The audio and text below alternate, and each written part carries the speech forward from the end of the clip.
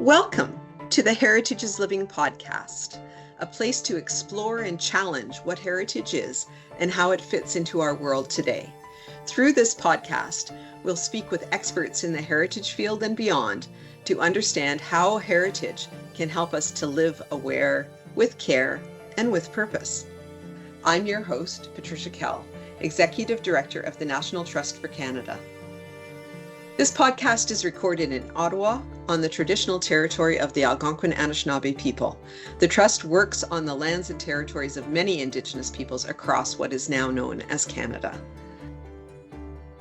On this episode, we are discussing how heritage conservation intersects with inclusion and social justice with Michael Phair and Dr. Kristopher Wells. Michael Phair is currently the coordinator of Edmonton Pride Seniors Group and a member of the Edmonton Queer History Project. From 1992 to 2007, he was an elected member of Edmonton City Council, the first openly gay politician, and more recently was the chair of the Board of Governors of the University of Alberta. He is now the Chancellor of St. Stephen's College at the University of Alberta. Dr. Kristopher Wells is an Associate Professor and the Canada Research Chair for the Public Understanding of Sexual and Gender Minority Youth at MacEwan University. He also serves as the Director of the MacEwan Centre for Sexual and Gender Diversity and is the founder and director of the Edmonton Queer History Project. Thank you both for joining me today. Thank you. Pleasure. So let's begin by talking a little bit about each of you. So Michael, how did you get involved with heritage? What brought you to the Edmonton Queer History Project? I guess besides having some interest over the long term, in the early 1980s in Edmonton, with a couple of other friends of mine who are part of the queer community, talked with me and said, we needed to capture some of our history before it disappeared. We were thinking about some of the newsletters, some of the posters, and some of those kinds of things that we were doing way back then. And so one of us, I think it was myself, that contacted the City of Edmonton Archives and found out that they would be interested in having materials. And so I think for parts of 2 summers in 83, 82, 84, somewhere in there, we went around to the different groups and individuals and collected materials. And I think we maybe brought, I don't know, I can't remember anymore, 4, 5, 6 boxes of materials to the City of Edmonton Archives. And I have to say that was kind of my real beginning to think about this systematically and carefully, and have been involved in bringing materials forward ever since, but not nothing like the extent of that very beginning, the first couple of years when we actually worked on it. That's fantastic. So Chris, what about you? You're the Canada Research Chair in Public Understanding of Sexual and Gender Minority Youth. How does your work with the Edmonton Queer History Project link to your other roles? Well, I often like to say I do what Michael tells me to do, because he's so instrumental in building and leading our community and even our work collaboratively on the queer history in the city of Edmonton. You started with bus tours that Michael and Darren Hagen, very well-known local playwright, historian, a drag queen performer, would provide every so often, and we often used to do them as fundraisers for queer youth scholarships and bursaries and awards. And then we came upon the 35th anniversary of Edmonton's Pride festivals, which some still argue as to when was really the first Pride gathering. Was it in 1980 or was it in 1982 when it became sort of more visible? But the Edmonton Pride Festival Society wanted to do something special for the 35th anniversary, and that's really where the formal birth of the Edmonton Queer History Project started. And through support from the Edmonton Community Foundation at the time, we were able to mount an exhibit at the Art Gallery of Alberta celebrating those 35 years of pride in the city of Edmonton. And we're able to do some events, as having some speakers and community forums and discussions to coincide with the exhibit. And then, parts of the material from that exhibit ended up with one of our curators, Michelle Lavoie, who was able to work with a program called Treks that created a traveling exhibit that went to schools and rural communities all across Alberta to be able to share this queer history and make it come alive through artistic means. And then along came COVID, and our society changed, and overnight many of our artists and our queer business owners and community members were out of work or were struggling. And so that really came to be a pivotal moment when we were able to target some funding from my research chair to restart the Edmonton Queer History Project and put people to work, and really focus on this notion of community-based research. And that's where we created a new website, a downtown map, queer history walking tours, and a podcast, amongst many other things. And Michael was very instrumental from the very beginning when we wanted to do this work with important reminders that this work, while it needed to have the academic rigor, it needed to be publicly accessible. And so, this was our goal with a very broad team of community researchers and volunteers and supporters, was to make this invisible history visible and to come alive in the city of Edmonton. And we continue to do that work to this day. So, this work is connected back to my academic work at MacEwan University. And in particularly, my research chair is focused on the public understanding of sexual and gender minority youth. But they don't learn about their communities and their histories in their K-12 school experience, certainly not here in Alberta in particular, where we're actually written out of history, we're written out of the textbooks. And so it's often hard for queer youth to imagine a future if they don't have a past and they don't have connection to those activists and those advocates and those community workers and leaders who came before them that helped to pave the way for the rights and the privileges they get to enjoy today, and also to connect them to mentors within our community. And so, Michael is very active in leading a lot of the walking tours, working with students in schools and gay straight alliances to share this important history with them, as well as to the larger city of Edmonton. So maybe I could pick up on one of the themes you talked about there. You described it as invisible history. And Michael, you described sort of early days, realizing that there was both a threat and an appetite for making sure that aspects of this history made its way into archives and continued to be told. So can you tell me a little bit more about why this history is invisible and how it's invisible? Yeah. So yes, and I'm going to dovetail a little bit on what Chris had indicated as well.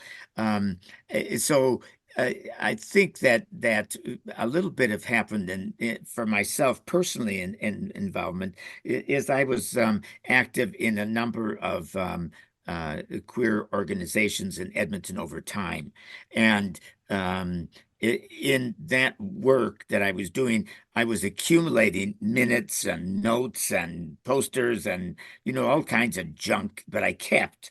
And that because I should have thrown a lot of it out, but you get started and all of a sudden stuff starts to pile up.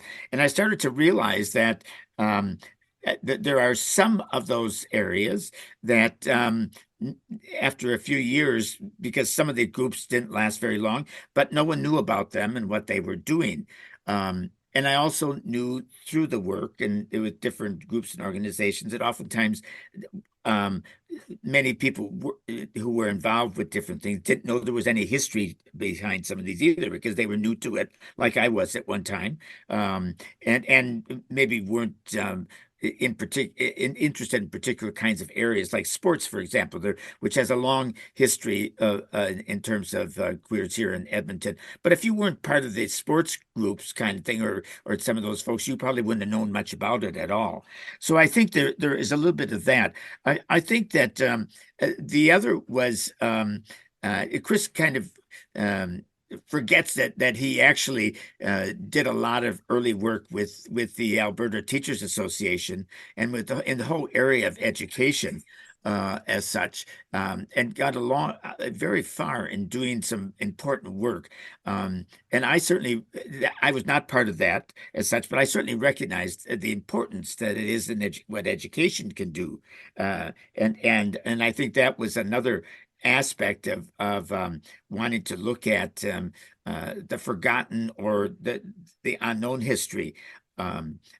I have said to folks a number of times that until the 1980s, when we started to talk about this a bit more, and then with the work that Chris was doing both with the Alberta Teachers Association, and then also with the 35th anniversary and that material, is that I think most Edmontonians would have said there weren't any gay and lesbian people in Edmonton because there was practically no history that anyone knew about anything. And so and that was also a time, particularly in the late 80s and 90s, that some of the goal of making changes for how and really dealing with discrimination against people who were queer. One of the big pushes for that was we needed to make sure that people knew about us, knew who we were, knew what we did. That some familiarity with us and then also with some of our history helps break down some of those stereotypes that otherwise people have, or no knowledge at all, and that at least begins that process. So I think that was part of it. And then, as I said, I had a ton of junk here that I kept and was asked at a number of times to talk about some things in the past, and I put stuff together. And then I, like a few of us, some of us lived too long, and so we got a whole box of history that we have, and other people have. Certainly, some of the people I worked with way back when are no longer alive. Many of them moved elsewhere in the country. And so I think that's part of it. There are new people now who have come in, and much of that has been because of Chris's work and at MacEwan and the academic area that he's able to do. And I think that what I've brought to it, which are perhaps two things, when some of the discussion started about what became the map and the walk, I was adamant that the physical map looked really attractive and was designed in such a way that it was really quite useful and attractive and interesting as such.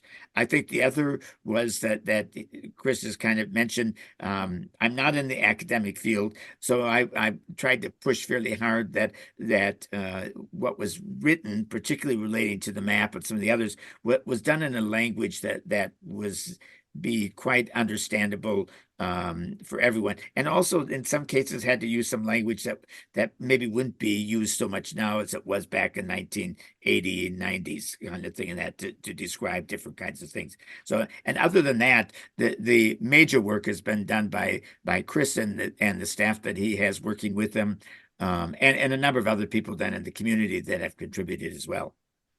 It sounds like a phenomenal effort put forth by a lot of people engaged in that. And so if I can sort of summarize what you're saying, if I understand.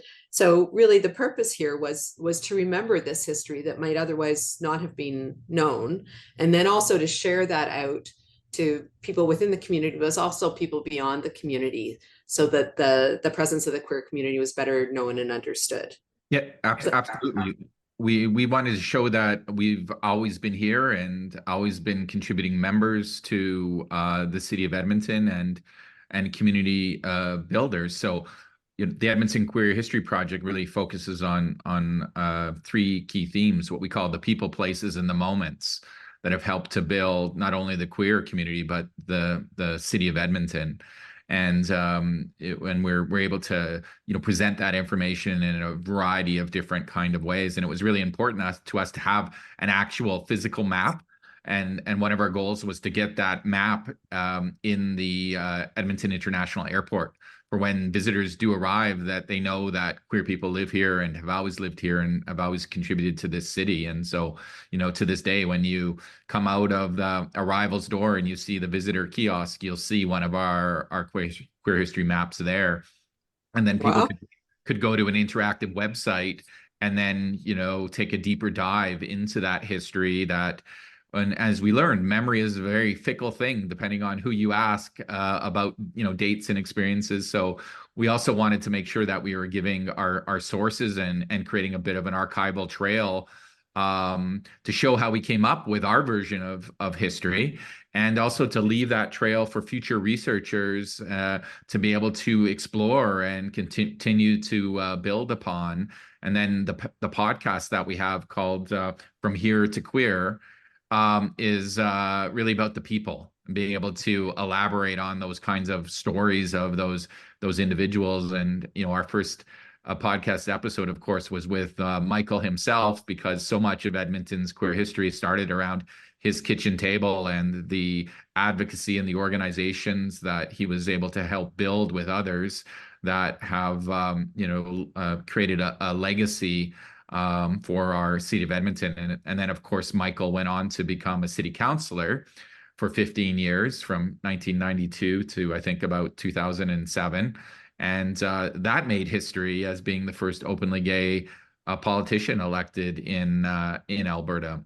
And so you can see how these stories sort of dovetail back and forth. And particularly, there's an urgency to the work that we're doing, because so much of this history hasn't necessarily been documented or has been seen by our government or civic institutions of worth preserving. Thankfully, people like Michael and others were keeping these records in these boxes in their basements and in their closets and attics as our custodians of this history.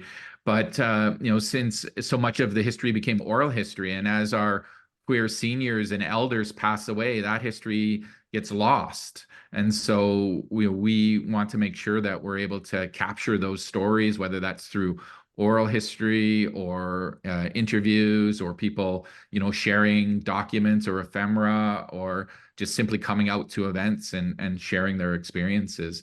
That's all part of it. So that's why this history is kind of is hidden or fugitive, because, for many years in people's lives, queer people were considered to be criminals, and by our government, and it's only in the last 50 years that we've started to see some of that change. And certainly, the battles for human rights continue to this day, given the realities we're living here right now in Alberta, with a government that would seek to continue to strip away the rights of 2S LGBTQ people and push us back into those closets and say, we tolerate you, but we will never celebrate you. And so, there's an urgency with this history, and how, the advocacy of the past can come to bear on the issues of the present and the future. So just pulling from that, I'm wondering if you've met any reticence or reluctance from members of the community to be involved in this history project. Yeah, well, absolutely. Some of the memories are very traumatic, and they're not feeling comfortable to be able to speak about those. We have one famous moment here in the city of Edmonton was the 1981 Pisces Health Spa raid that was connected to larger bathhouse raids that were happening all across Canada. And our research, and we were able to work with the Alberta courts and the Edmonton Police Service to gain access to never before seen unredacted police files and records. And our research has shown that raid is likely the largest mass arrest in Alberta's history. And when we went back, Michael Michael Phair on our call was one of those who was arrested in the raid, and is one of the few that has publicly spoken out about it. In fact, that raid really, in some ways, helped to launch Michael's community building work and activism, because for many it was equivalent to Edmonton's Stonewall moment, where the community galvanized and fought back against police repression and abuse and said, no more. We need to be more visible. We need to be more vocal. We need to be more organized, and we need to fight for our rights. And so, for many, that closet door was forever opened and pushed them out to be visible in our community. And it was a significant kind of turning point. But 40 some years later, some of those individuals who were arrested in that raid are still considered to be criminals and can't travel outside of the country because of their criminal records. Thankfully, the federal government recently has taken the steps to be able to expunge those criminal records, and for some, it's 40 years too late. That's extraordinary. I had no idea. Yeah. Michael, I think you were trying to jump in. Yes, I was just going to add a couple of short comments.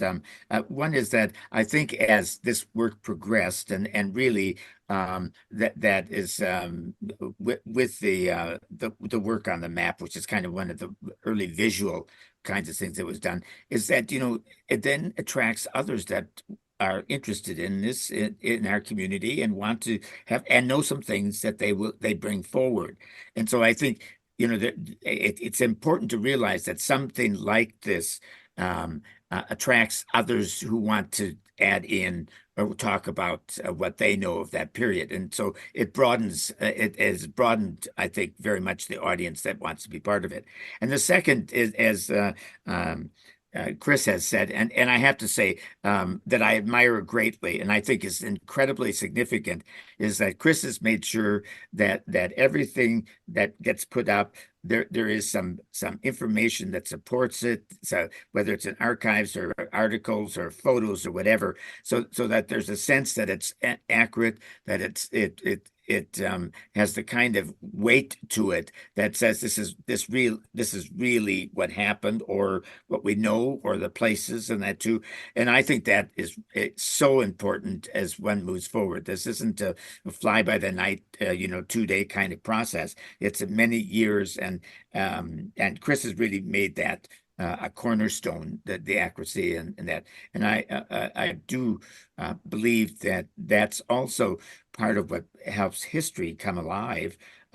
You start to see who's been included and who has not been included, and by doing some of what we are certainly pulling people in who were never included and probably never would have been included if this wasn't being done in a way we have, and that's available to the public, and that been able to be in the public realm, and particularly in the queer community realm. So can you maybe describe a little bit more how the community mapping has helped to reshape the understandings of the history in that city? Well, there's sort of a fun little story behind that. Michael and I had discovered, I can't remember who found it first, Michael, but we saw in Calgary that yes, I had that first. Yes. Michael had a map that some folks in the city of Calgary had created around queer history. And if you know one thing about between Edmonton and Calgary, there's an intense sort of rivalry through sports. And also through our various communities. And so Michael showed me the map, and I said, we can do better than that. And and so then we sat down and said, okay, we're going to do a map, and we had done our queer history bus tours, and we said, well, if we're going to create a map, we want it to be, as Michael said, visual. We want it to be beautiful. And in fact, we want it to be a work of art. And so we actually hired a local artist to design the map, again, who was out of work during COVID. And then, we brought our community people together, and we said, building on our queer history bus tours, we had an idea of what some of the locations were. But then we said, okay, let's focus on the downtown first, because that's traditionally where queer communities across Canada and North America and the world, indeed, are the most visible, right? With density comes diversity, and that's where queer communities would find their neighborhoods, as they used to be called, or spaces of safety and refuge. And so We knew we wanted to start downtown, and then we really said, well, if we're going to have a map, then let's do a walking tour with that. And so we literally drew a circle around downtown, figured out how reasonably somebody could walk within an hour or 90 minutes. And then within that circle, we all started to brainstorm locations that we knew where queer history had happened, spaces and buildings that you'd walk by every day and have no idea about how significant they were to our queer community. And so that was also important to make that, that history that's invisible, visible through the map. And so we really focused on identifying places as a launching pad to be able to tell stories and larger connected stories to other parts of, the city of Edmonton. And so we started with identifying 27 locations on that downtown map. So you could have just undertaken this as a storytelling exercise, but you chose to do it on a map and in a way that is grounded in space and in place. And I'm wondering what it is about place that was important in this. Well, I know the beauty of the maps also was like the maps can go places we can't go. And so, those maps are all over the city of Edmonton. They're in bookstores, they're in museums. The Edmonton Public Library took maps for every branch in the city of Edmonton. You can find them, where you buy, go to the movies and places like that. So, that was really important for us because, we're only a small group. So we had to figure out a way, how do you make this history become much more accessible and alive than, just simply us showing up somewhere and sharing our memories or our experiences. So that was really important. And in fact, as we move forward, we're working with the city of Edmonton to look at heritage placemaking signs on these 27 locations so that, there can be these permanent markers for people when they move around the city. So place is really important because a lot of places actually weren't safe spaces for the queer community. So a lot of that started early on in queer bars and nightclubs, and where some of the first community organizations like Gay Alliance Towards Equality and the AIDS Network of Edmonton, women's space, where they set up their first offices and locations, and even more recently to groups like the Edmonton Two Spirit Society as well. I think place is something that resonates with people as well. It's why we go to see certain mountains or certain lakes or et cetera, is that there's something about the physicality of a place that resonates in a different kind of way than looking at a photo or listening to me telling a story about a place kind of thing, and that as well. And it also, I think, it has a sense of being, as Chris said, in our case, initially the downtown, it shows that we were included in the downtown.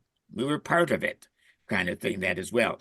Yes, mostly hidden, mostly not known, but in fact, it was a very significant place for us as a community.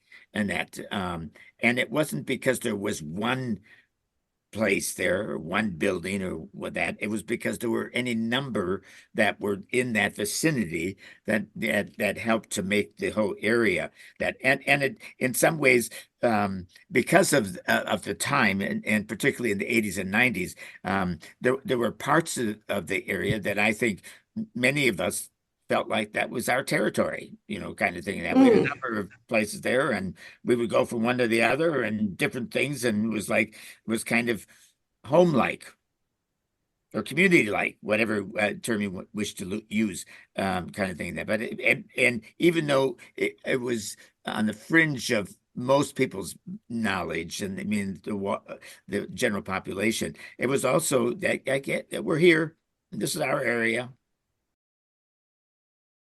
Those spaces really became not only spaces of refuge and safety, but they became our kinds of spaces of sanctuary and community building. And that's, why place is so important, because places are often, gathering points, whether it was around Michael's kitchen table in homes and houses, and so much of that would happen, pre-1970s, again, when you could be arrested for congregating and being openly known as gay or lesbian. And as the laws changed, our places changed and our visibility changed. And it's important too to know that, if you've ever felt alone as a queer person, or like you're the only one in the world, particularly those young people who are living in rural or remote communities, and you come to the big city and you feel like you found your people, you found your community that you've been looking for your whole life, to know that you're not alone. It's an incredible experience to be able to connect, not only with that community, but with that history. And so we have spaces in Edmonton that have been queer spaces for over 40 years, and not many people would know about them. Yeah. So just picking up on that, my understanding is that there is actually a sort of a formal focus within the Edmonton Queer History Project on building a multi-generational community. And I'm wondering if you could just talk a little bit about the importance of that. Well, I'll just start. This is an area that Chris knows better than I do, kind of thing. But thinking back to the days when Chris was involved with the Teachers Association, that was wanting to get things into schools with a new generation coming up, kind of thing. And really that I think is a bit of a springboard that has led to a variety of other things dealing with a younger population than most of us at this point, or at that time even, or now. And it is part of that notion that people like myself like to think that a lot of the work that we did, and a lot of the advocating, and a lot of difficulties we ran into, was to make this place, in case Edmonton, or the country, better for young people coming up. And I think that we feel like we have achieved some of that. And that is intergenerational, and part of it is then helping new people, young people, know about the history, so they realize that things have been done before. It has made things better, but also it was done because we made that happen, and you're going to make it even better as you continue to be part of the community, as you also become 20 years old and 30 years old and whatever kind of thing, that as well. And so I think it's a little bit of that importance of recognizing that young people and new generations are what we leave behind, and hopefully they have a better world, and they continue to make it a better world. Michael is so right, and so much of this is about moving history forward, right? History is never fixed, and these, our young people are going to be the next generation of history makers. And so, right, it's really important to be connected to the past and think about what that means in the present, to be able to plan for the future. And what's so unique, I think, about the queer community is it's unique and a challenge at the same time, is we exist in every other community in the world. We exist in every culture, every faith, every religion, throughout time. And so, with that, we bring a lot of our own biases and prejudices and into our own community.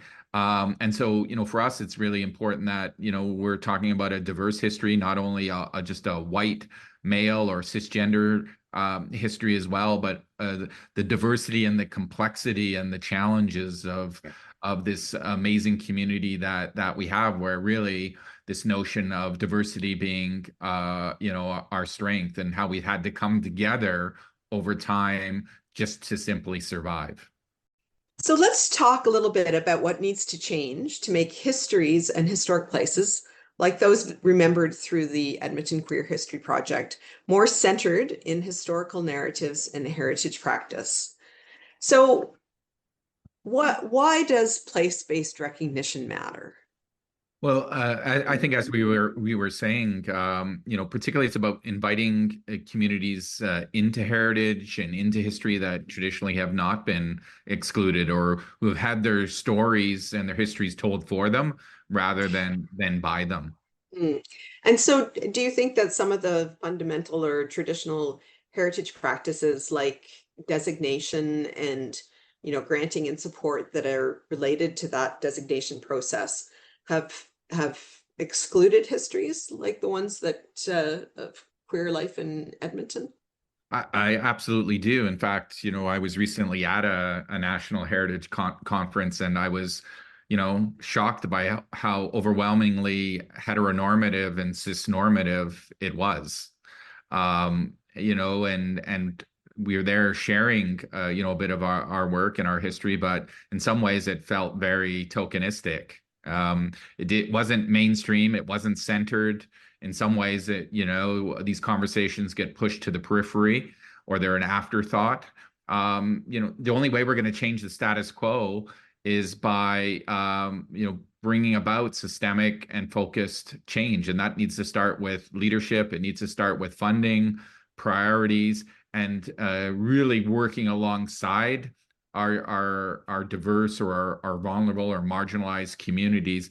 They know their history the best, and I think it's about empowering them and supporting them to share that history in public and in innovative ways, rather than sometimes a one-size-fits-all mold. Right? History has to be told this way. A heritage sign has to look this way. And that's something we're certainly doing with the city of Edmonton. Is, we're not interested in bronze plaques. We're interested in something, that's much more colorful and much more dynamic and representative of our queer community. And we appreciate that there's an openness to that, of doing things differently. Well, and it's interesting. You're coming into the heritage, the storytelling field at this point in time, when something like the story map is maybe a more effective vehicle for communicating with more people than simply putting up a bronze plaque in one location. Well, and we have to think about, for us, it's where do the youth live, right? So part of our queer history project, and we didn't anticipate this at the end, but we're making TikTok videos. And Michael was recently in one, and he wasn't even aware of it, and it's gone to be our best TikTok video to date. And so we know that there's this hunger and this appetite, particularly for young people, to be connected to these places and these spaces and these stories and these moments, and the people who are the history tellers and the history makers. That's fantastic. To close, I'd like to just spend a few minutes sort of talking about why telling queer histories is important. And so, Michael, maybe we could start with you. You served as a city councillor, Yes. trying to build a better community through that venue for many, many years. So how does the Edmonton Queer History Project allow you to continue the important work of community building? Well, I think in one sense, I've been able to, since I left City Council, spend more time specifically in terms of looking at and being part of the queer community in Edmonton, and some of the things that have gone on and that I'm involved in that way. The other is that I also have connections with many people and many groups in the city of Edmonton. And I think that part of what's significant is that other groups and other people be part of this conversation. I would say that when I think about what's happening when we talk about heritage conservation, maybe some of the questions that should be asked. In Edmonton, for example, we worked hard with allies. We had a number of unions that supported changing discrimination and doing things differently. We had a number of churches, particularly the United Church, and we had a number of sports groups that have done that. My guess is that all gets lost in the history of those organizations. Oh, in schools and education, where there's been a lot of work done there. Whether that gets captured, and whether people who are interested in conserving that history, whether they ask those questions. So what did you do as a church in this area? With about gays and lesbians in Edmonton, or the unions, et cetera, et cetera. So I think it's important to keep that part in mind as we move forward, that we are seen, and we're in the history or the understanding of many different kinds of groups have made changes and better understand and been supportive? We have so many young people and students and community elders and leaders like Michael and Darren and Michelle and others who've worked on our project. And we get to this tremendous opportunity to hear stories. And I just got a note today from a university student who's been working with our project and helping us to digitize records and begin to make things like community newsletters and papers publicly available for the first time for free as part of the Internet Archive, in a partnership we have with the University of Alberta and our MacEwan libraries as well. And this research assistant wrote just a poignant reflection of her time and involved with the project, and I just want to read you a little bit. And she says, "I've read plays written by queer youth in the 1970s and felt the tears run down my cheeks. This reaching into the past is hopeful but heavy work. I see the visions of young gay activists who fought tooth and nail for, they dreamed so unbelievably big and asked unflinchingly for rights, dignities, and respects in the 1980s that I hardly feel possible now sometimes. By revisiting this dreaming, this work, by seeing what the world that these activists work towards, the world feels infinitively possible. I feel brave after reading the records and the files and reading about the gay and lesbian youth groups and the people who went before me. It makes me cry. I see a vision glimmering, ephemeral, enmeshed partially within our own ever-expanding present."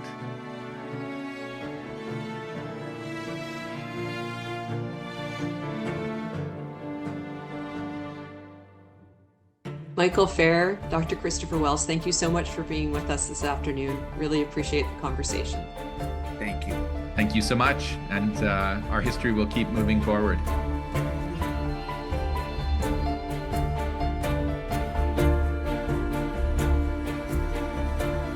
Heritage is Living is produced in English and in French and is available wherever you listen to your podcasts. Follow us on your favorite podcast platform to never miss an episode as we explore how heritage conservation is more than you think.